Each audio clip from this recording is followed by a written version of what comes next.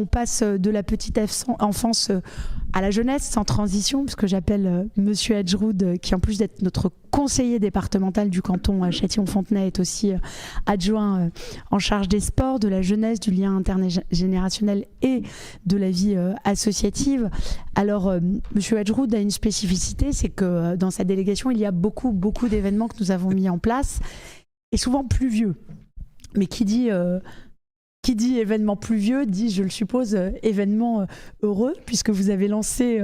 depuis notre arrivée il y a maintenant un peu plus de 2 ans, à travers les États généraux du sport, notamment une vraie rencontre sportive annuelle qui permet de mettre à l'honneur nos clubs sportifs, et que les 2 années consécutives, eh bien, il a plu. Le forum des associations, qui est évidemment la rencontre phare entre les habitants et toutes les associations, pas seulement sportives, d'ailleurs solidaires, culturelles, anciens combattants, parents d'élèves, et vraiment tout le champ associatif. Ça vaut quand même une forme il n'a pas plu au forum des associations. Alors, il y a eu quand même une forme de tempête assez incroyable en fin de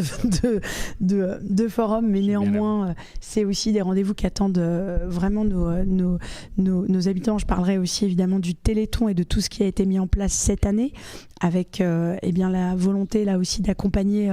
l'aide, la prévention d'un certain nombre de maladies, les foulées châtillonnaises, et nous saluons évidemment l'OMEPS, son président Gilles Monchy, puisque ça a été un vrai succès. Et nous ne nous attendions pas autant de sportifs du dimanche, mais ça a été vraiment à la hauteur aussi là de l'engagement solidaire. Et Châtillon a d'ailleurs été la ville qui a remis, dans le cadre de ces foulées châtillonnaises, la plus grosse somme, je crois, à la Ligue contre le cancer, puisque l'intégralité en fait des sommes qui ont été reçues ce jour-là ont été reversées. Nous avons aussi des questions. Alors il y en a une qui revient sans arrêt, donc je ne pouvais pas ne pas vous la poser, chère Lounès. C'est celle du projet Gatineau, puisque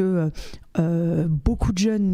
nous posent la question, beaucoup de parents aussi, qui nous expliquent que les jeunes ont besoin de se défouler et qui demandent si nous avons un projet sur ce terrain donc de Gatineau, et qui par ailleurs nous remercie pour la structure de sport au stade, et qui nous explique qu'on a hâte. Donc que va devenir le terrain Gatineau ? Alors je sais que c'est une question qui taraude beaucoup de monde, que ce soit les riverains ou bien les jeunes, parce que dès que nous sommes arrivés, ça a été un des premiers sujets, notamment lorsqu'on a fait de la concertation avec les publics de nos centres d'animation, et qui est revenu. Donc effectivement, nous avions pris l'engagement très rapidement que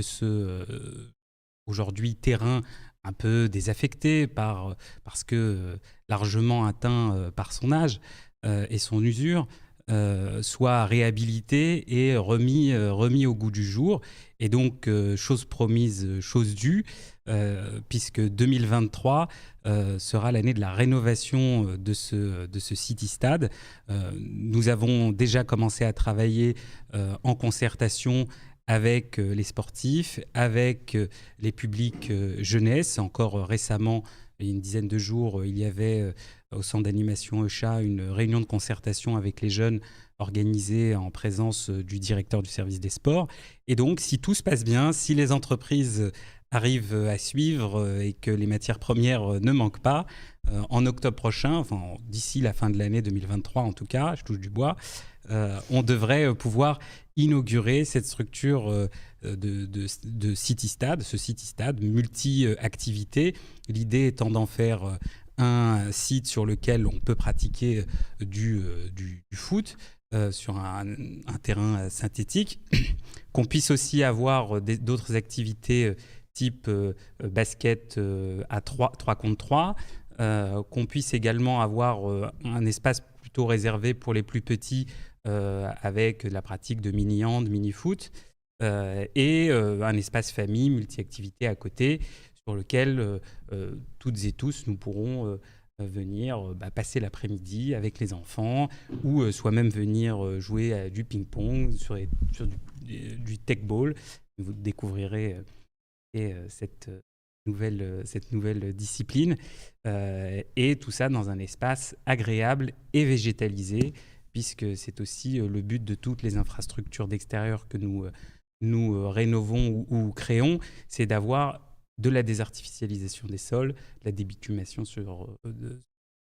en l'occurrence, et plus de végétaux, parce que c'est quand même plus agréable. Et dans les périodes de forte canicule, on sait que c'est important d'avoir des îlots de fraîcheur. Donc ça est un projet phare de 2023 qui devrait voir le jour d'ici la fin de l'année. D'autres projets, puisque comme on le sait, nous souffrons d'équipements relativement vétustes, d'équipements sportifs, je parle. Et donc, nous allons continuer le déploiement de travaux